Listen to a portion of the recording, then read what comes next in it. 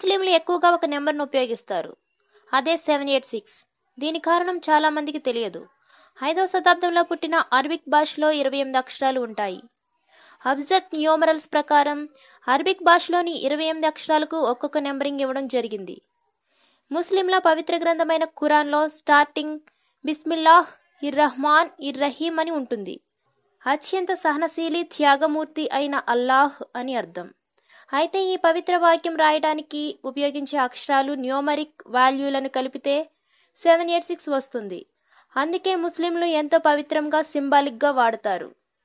వారికి సంబంధించిన ప్రతి దానిపైన ఈ 786 నెంబర్ను రాస్తారు. అందుకే ఈ నెంబర్ను ముస్లింలు చాలా పవిత్రంగా భావిస్తారు.